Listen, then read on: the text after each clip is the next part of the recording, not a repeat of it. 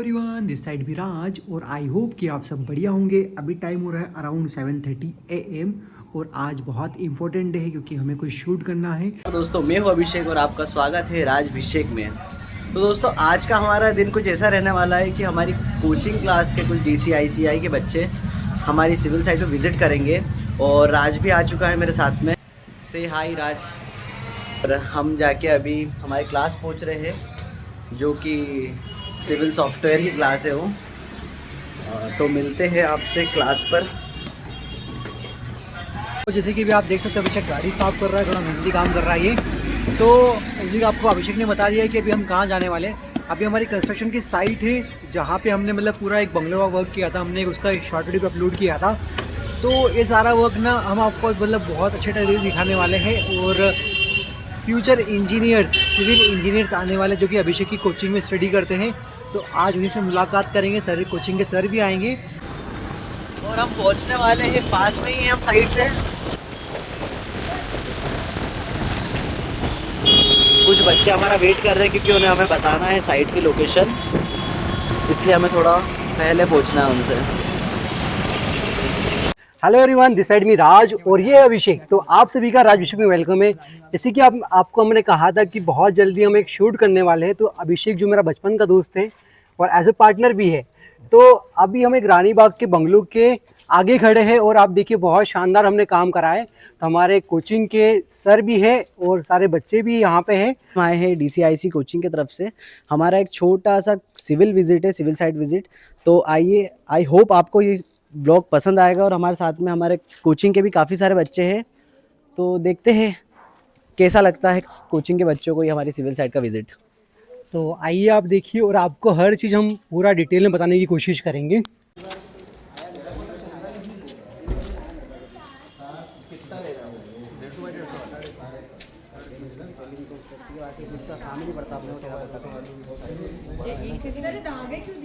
धागे टेराकोटा लगे कहाँ में धागे दिए? ये कहाँ धागे दिए? ओ ये धागे सूज से हमारे चेक करने के होती है, उसको आपको यूटिलाइज करना पड़ेगा।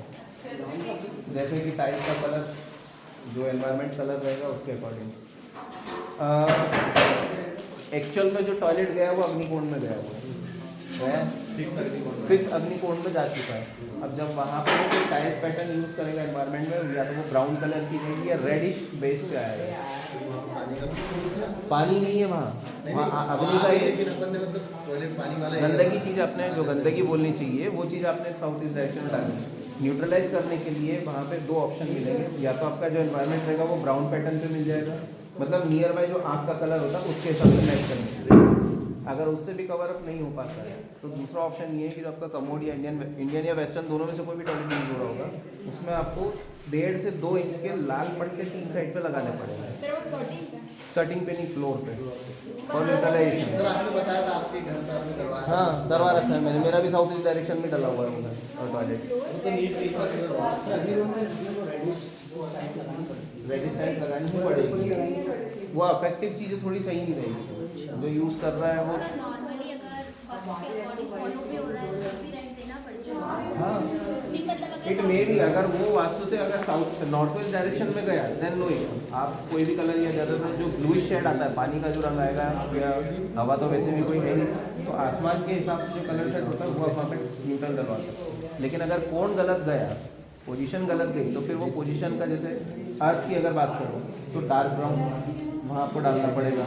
अगर आपने ईशान कोण में डाल दिया पानी का तो वहाँ आसमानी कलर देना ही देना है किसी भी हालत में। जो एलिमेंट्स है ना, एलिमेंट्स के कलर का एनवायरनमेंट आपको वहाँ डालना पड़ेगा। वही बोला ब्राउनिश स्टाइल या रेडिश स्टाइल जो आप बोल सकते हो एनवायरनमेंट में, वो आपको डालना पड़ेगा। प्लस उस कंडीशन में नीचे टॉयलेट के पास अगर वेस्टर्न टॉयलेट यूज़ हो रही है तो 3 साइड में आपको वहाँ पे वो पट्टे चलाने पड़ेंगे लाल कलर के। 1.5 इंच 1.5 इंच 2 इंच आप जितना रख सकते हो, क्योंकि विजिबिलिटी पे बेस पे वो रहे।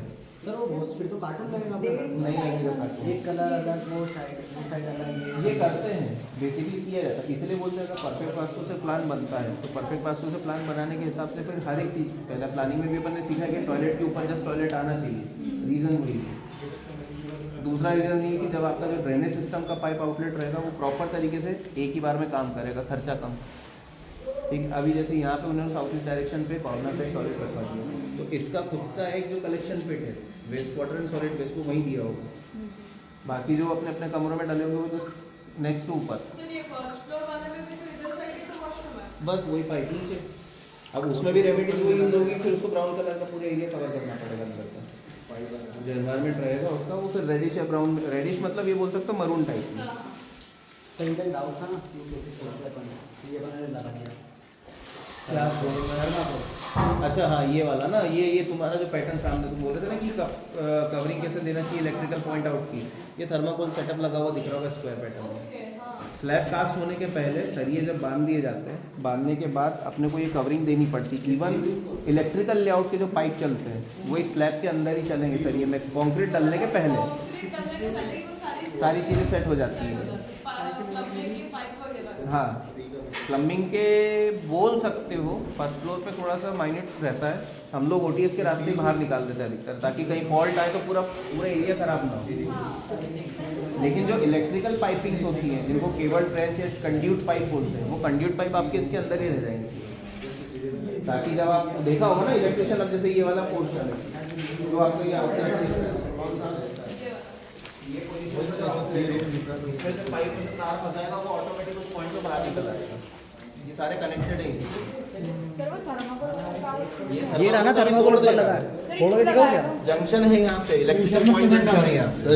ये जंक्शन पाइप में तार निकलेगी, बिजली जैसे तेरी शैंडलियर जैसे लगेगा। छोटू अपन बाहर देखो, आजकल क्या हो गया, सारा जो वायरिंग सिस्टम है, पहले वायरिंग सिस्टम कैसा आता था कि बाहर के बाहर की जिप चलती थी और उसमें कवर हो जाते थे वायर, स्ट्रिप वाले जो आते थे। उसके बाद फिर आपको केबल, हाँ ये इस समय लग गया है। हाँ एक बार वो विजिट पे चला देंगे, जब वो बन जाएगा तो पूरा वो एमआरटी में भी चल रहा है। एमआर वाली उससे जमीन नहीं है, उसके आउटर के बीम डाले मैंने, इसके बीम डाले आउटर। चलो जालियाँ जो दिख रही है, हाँ क्या होता है ये?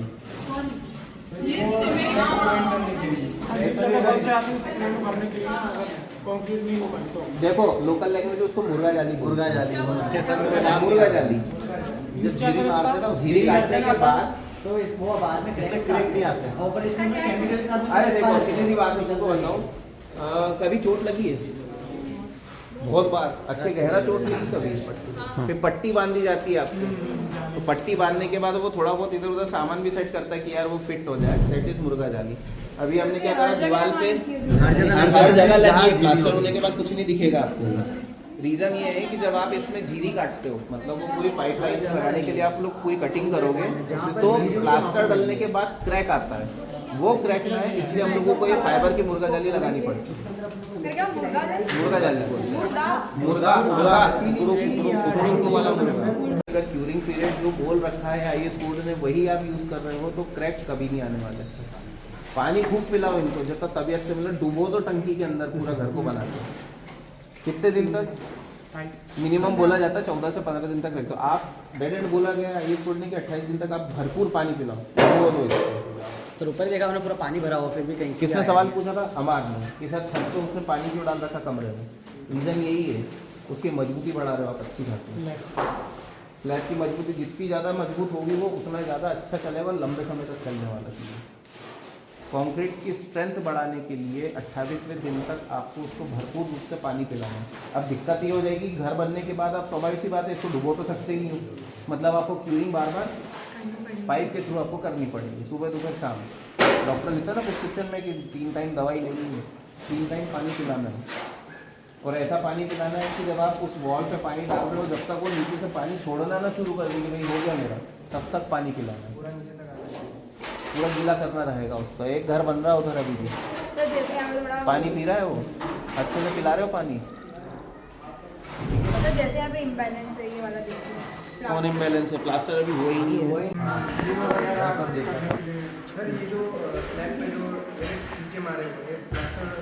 हाँ नीचे लगते हैं, पीछे लगेंगे, हाँ प्लास्टर पकड़ने के तो लगा दिए टीचर्स पे, लगा दिए एक और एक हाथ और लगेगा। हाँ तो नीचे क्या होता है? खड्डे छिद्र कहाँ पे रखना है? दूर से देखो दिखेगा, सब जैसे जगह निशान दिखेगा। लगे हुए उसके ऊपर। ऐसा हमारा खिजनी मार रखी हो, छेनी मारते हो। छेनी मारते ये देखो लाइनें चल रही हैं। ये मारना पड़ता है। अगर माल बहुत अच्छा निकला, मतलब मजा आ गया देख के, जैसे शटरिंग आउट हुई तो भाई बोलता है शाम को पार्टी, क्यों हनी कॉम नहीं आया, हनी कॉम मतलब उसको बोलते हैं हनी कॉम। ये जो तार दिख रहा है ना मुर्गा गली के ऊपर दिख रहा है कंक्रीट में, कंक्रीट में छेद, ये नहीं आना चाहिए। स्लैब में कहीं दिख रहा है क्या? माल बहुत जोरदार निकला, इसके लिए अच्छा बना लगाना है। पड़ता है ना। इससे भी आप देख के बता सकते हो कि M25 ग्रेड का बराबर माल डाल रखा है। और इसमें वाइब्रेटर लगवाया था, ये उसी का नतीजा है।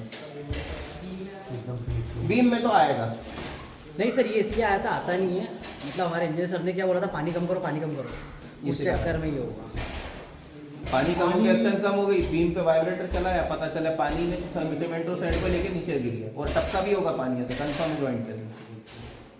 ठीक है, ये मतलब कंडीशन पानी बनती कम है। होता है डालते कट्टा माल हो जाएगा तो निकलेगा। टाइट माल में रेशा कम हो निकलेगा जाएगा। नहीं, टाइट माल अगर रखा तो रेशा आएगा नहीं, और पानी अगर ज्यादा हो गया तो वो तो बिल्कुल ढेर हो जाएगा, एकदम पानी लेके चला तो जाएगा। मतलब इस कंडीशन में पानी ज्यादा गया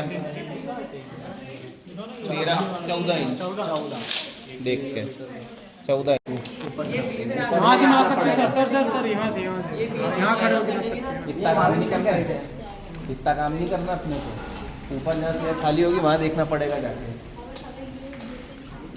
ऊपर गए डब्बा कितने का आ रहा है? हाँ सर, आप रेट देख रहे हो क्या? कितना आया कितना है? अरे वो ऊपर से गिराए थे तो वो नीचे तो ये अरे ये कौन सी बात है, जाओ ना, हम भी नहा के ही निकलते हैं, क्या हाथ करके देख रहे हो?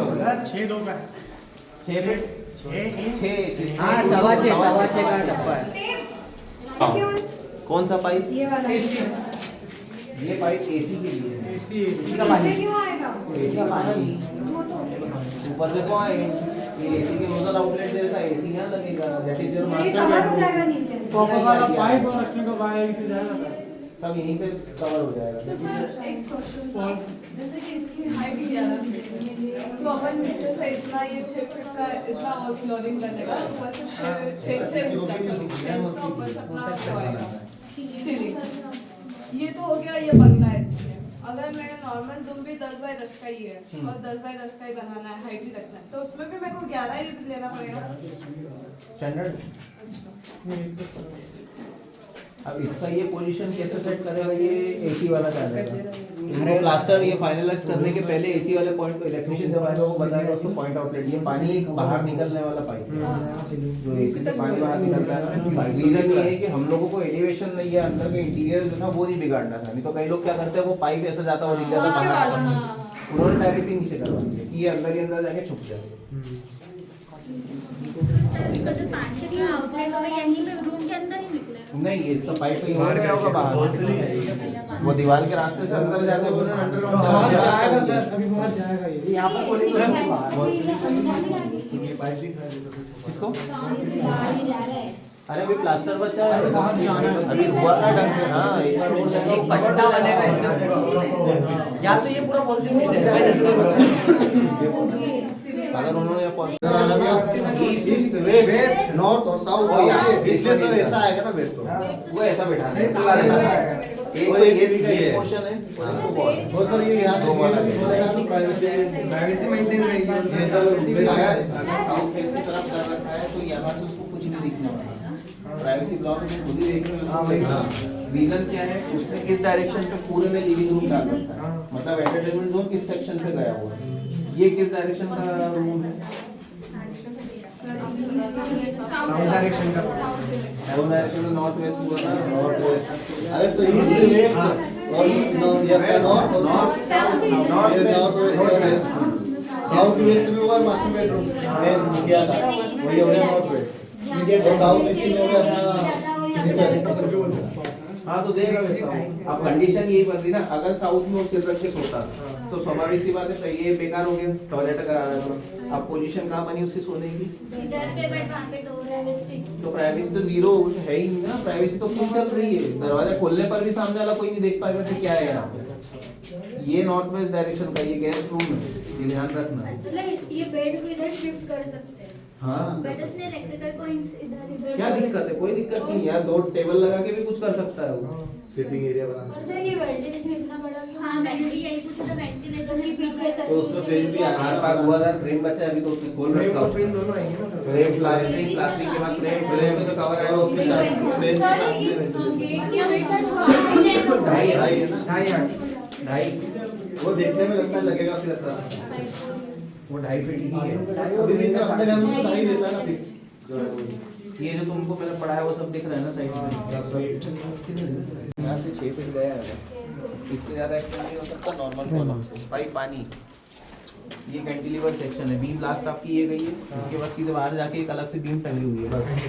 आपका ऊपर का जो बेडरूम है थोड़ा बड़ा और ब्रॉड दिखेगा, वो इसी के कारण दिखेगा। चाहो तो अभी नाप लेके देख इसको सकते फैला दिया है सर। नहीं वो तो दीवार का ब्रिक वर्क वाला ही है।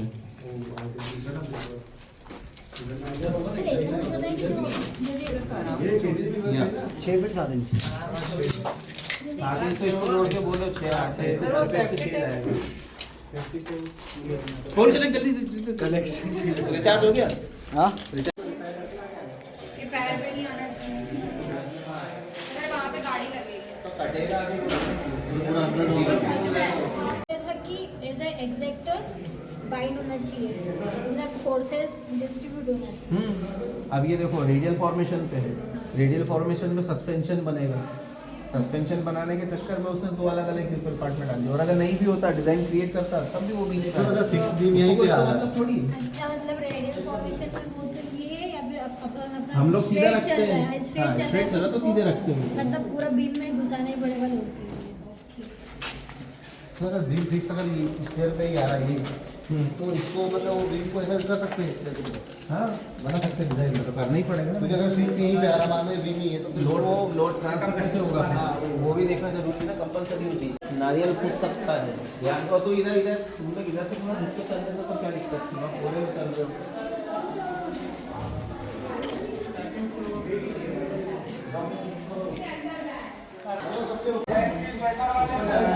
बेटा प्लानिंग की भी देखना C1 C2 का है।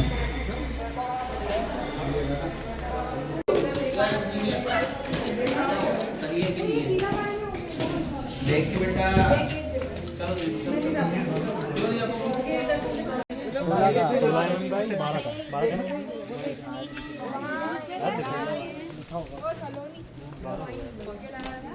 भाई साहब, ओ मालिक इधर आओ जरा, कोने में से। सर ये 12-16 चारों तरफ से कम हो जाते हैं। उसके बाद फिर इसको इक्वली डिवीजन डालना पड़ता है। जैसे 2 बाहर के लगा दिए कोने, फिर ये लगाना तो ये इक्वल डिस्टेंस पे ही लगेगा आपका। ये तो अलग है लेकिन अरे ये खींचा गया रे बेटा, ये क्यों चिपका के रखा है ऐसा? बांधा है ना, पोजीशन से भी हो जाता कई बार। मतलब ये जितनी चारों की स्पेसिंग बराबर है। हाँ अभी इसमें रिंग आपको दिखेगी नहीं तो रिंग भी इनके अंदर अलग चल रही है। सर इसमें 3 रिंग डली हुई है। कैसे 3 रिंग काई काई पहले मेन, दूसरी और फिर चौथी इनके साथ लगा के जोड़ी है। एक ऐसी, 2 ऐसी और 3 मेन की ऐसी। इसके ऊपर भी जाएंगे इसमें कोई? नहीं फ्यूज है यहाँ से 0 है। ट्रायंगुलर और डायमंड शेप की भी रिंग डलती है ना। हाँ, तो सर वो उसका क्या वो अलग कैलकुलेशन पे चलती है। जब अगर मान लो स्ट्रेंथ या साइज आपका बड़ा हो जाता है कॉलम का और उसके बीच में नंबर ऑफ रेनफोर्समेंट ज़्यादा आते हैं तब अपने को डायमंड कटर लगाना पड़ता है, और वो भी लगेगा आपका बीच बीच वाले हिस्से में। जैसे अब ये 2 थे, मान लो 4 ये 5 आ गए या 3 आ गए तो 3 में जो बीच वाला पोर्शन है वो ना हले, उसके लिए फिर डायमंड कटर लगाना पड़ता है स्टीरअप में। सर कैसे बीच वाला पोर्शन समझाने? ये 2 थे, एक सरी और लग गए सामने।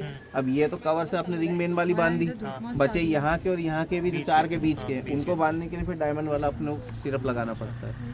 वो कंडीशन के अंदर स्टफ एक तो रहेगा। हाँ, और जाल बहुत भयंकर रहता है इसमें, ऐसा थोड़ी। बिल्डिंग है ही, अगर उसमें लोड तो बढ़ रहा है उसका तो कॉलम का साइज तो बढ़ेगा ही सही, लेकिन मेरे को स्पेस भी ज़्यादा यूज़ करनी है तो उसके लिए फिर करना पड़ेगा फिर वैसा, फिर वो कैलकुलेशन के हिसाब से अपने को चेक करना पड़ेगा। बार्स बढ़ जाएंगे। के नीचे 10 इंच के कॉलम और ऊपर आके 8 इंच पे कम करे पॉइंट लोड, फिर पॉइंट लोड इन पे जाता है।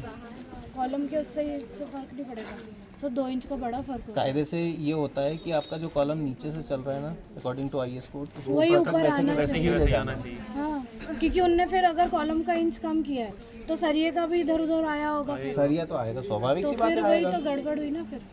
देखो ये 1 मीटर 900 पे ये पूरा छोड़ रखा 900 में, 1 मीटर पूरा छोड़ दिए, ठीक है। अब इन केस अगर मान के चलो कि यहाँ से एक्सटेंशन में वो स्लैब और आगे लेके आने वाला था तो ओवरलैप कर सकता हूँ मैं। अब इसकी ओवरलैपिंग कहाँ से होगी, 800 से होगी ये, क्योंकि 16D है, ये 16 का सरिया है तो 50D ओवरलैपिंग चलेगी। इतना नहीं करेंगे फिर भी वो 40D तक छोड़ दे। तो दोस्तों अभी हमारा साइट विजिट कंप्लीट हो चुका है और अभी हम जा रहे हैं लकड़ी मंडी, क्योंकि हमें कुछ बल्लियाँ खरीदनी है और चाबियाँ भी। तो मिलते हैं आपसे आगे ब्लॉग के अंदर गाइस।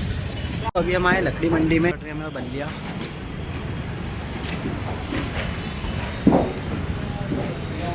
पापा अपने एक्सपीरियंस के थ्रू उनके हिसाब जो अच्छी हुई है चाबियाँ वो लेंगे। ये पूरा मान लिया।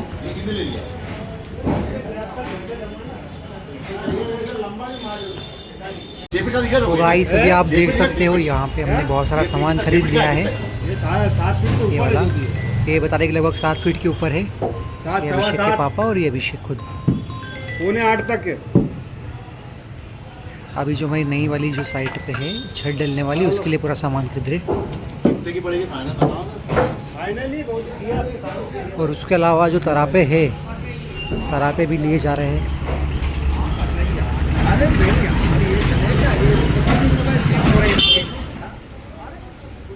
तो अभी आप देख सकते हो यहाँ से हमारे अंकल और अभिषेक ये चाबियाँ, इन्हें बोलते हैं चाबियाँ, निकाल रहे हैं। अभी हमने मतलब वहाँ से चाबियाँ खरीद ली थी। अब हम ये थोड़ी दूरी पे आए हैं जहाँ पे हमें बल्लियाँ खरीदना है। तो ये आप देखिए सारी ये बल्लियाँ बोलते हैं, ये सब कुछ बल्लियाँ है, बल्लियाँ, बल्ली बल्ली।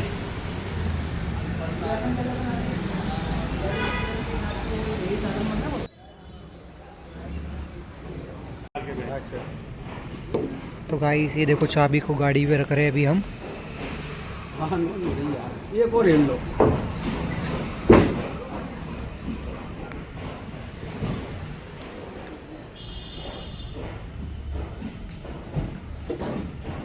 सामान भी आ चुका है, ये बल्लियाँ और चाबी।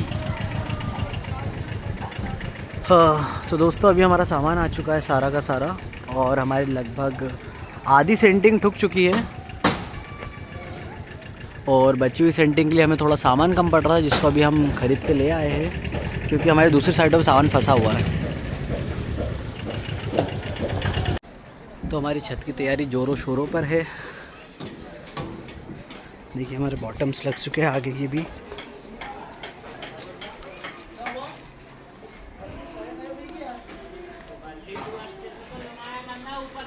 और कुछ हमारा सामान भी अनलोड हो रहा है, बल्ली और चाबी।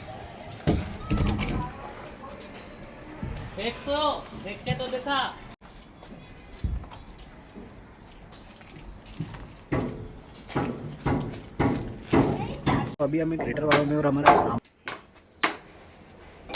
लगभग हमने काफ़ी कुछ सामान ऊपर चढ़ा लिया है। और अभी मैं जा रहा हूँ सब लड़कों के लिए चाय लेने और कटर मशीन का पत्ता, जैसे क्या कहते हैं इसको बोलते कटर मशीन, इसका पत्ता लेना है आपने को। अभी राज बोलो ये आएगा भैया ब्लॉग में। क्या आप देख सकते हो कि काफ़ी अच्छा काम चल रहा है, सब अपने तरीके से अपना अपना काम कर रहे हैं। और यहाँ पे बहुत जल्दी छत डलने की तैयारी हो रही है। और अभी तरापे ठोके जा रहे हैं ऊपर की साइड। यहाँ पे आप देख सकते हो यहाँ पे कितने सारे कमरे हैं, लगभग बहुत सारा काम हो चुका है और बहुत सारा सामान भी है। ये वाला ओपन हो जाएगा। ये वाला बीम छलंग चलाना अपने को, ये बीम चला है छलंग, सामने कॉलम दिख रहा है, कॉलम इस साइड को, कॉलम इधर हो गया ना थोड़ा। कॉलम इधर। तो एक काम करो, ये वाले कॉलम से इधर पे ले। अभी कुछ दिन पहले इन पे थोड़ा कलर भी कराया हमने, रेड साइड बोलते हैं इसे। यहाँ पर काम करेंगे जो ये चल रहा है ना बीम अपना। अभिषेक कुछ बता रहा है अभी भैया को। अपनी रेस्ट पे कर दे। ये बीच का बटन ये वाला ये वाला सामने इसमें बीम चलेगा अपना आउटर का बीम, ये बीम चला तो ये वाला जो बीम है ना उस पर रेस्ट हो जाएगा। हाँ उस पर चले जाएगा अपने। तो ये काटने का पत्ता तो ले लिया है अब अपने, और न्यू हिताची इलेक्ट्रॉनिक्स से और हम चाय पैक करा रहे हैं लेबरों के लिए। अभी कॉन्टिनेंटल सिटी ले चलूँगा आपको मैं जल्दी। अभी थोड़ा सा टाइम लग जाएगा वहाँ जाने में हमें, क्योंकि अभी साइड पे ये चाय पिलाना है लेबर को, और साथ ही साथ कुछ थोड़ा काम भी अटक रहा है उनका, कुछ मशीन वहाँ भी रिपेयर करनी है मुझे एक और। तो मिलते हैं शाम को, मिलते हैं कॉन्टिनेंटल सिटी पर।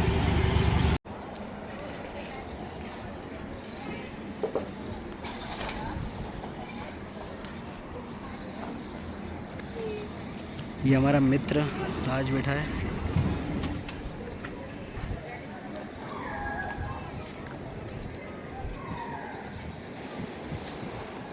दोस्तों अभी हम जा रहे हैं कॉन्टिनेंटल सिटी वाली साइड पर।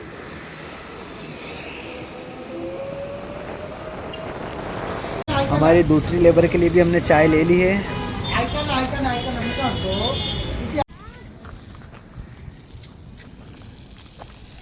आज हमारे बीम के ऊपर की जुड़ाई कंप्लीट हुई है।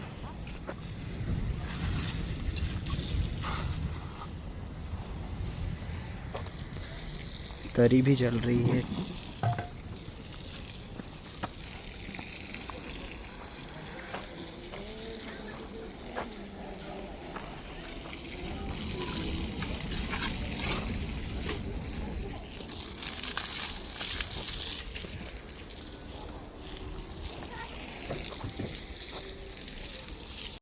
और हमारा पप्पी भी काफ़ी ठीक हो चुका है। ओए हो गया ठीक तू?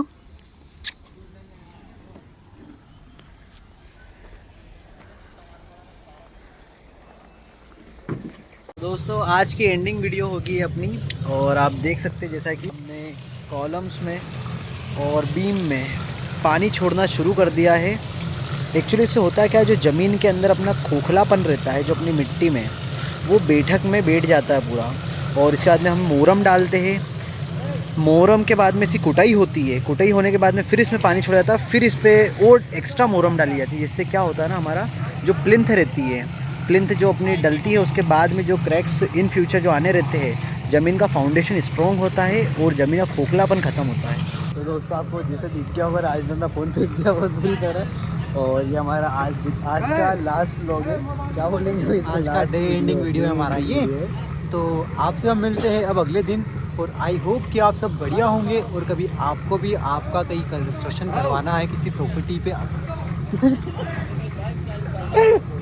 अरे भाई साहब, भाई अब मेरे से नहीं होगा। तो आज के लिए गाइस इतना ही, मिलते हैं हम आपसे अब कल की वीडियो में। तब तक के लिए बाय बाय, गुड नाइट।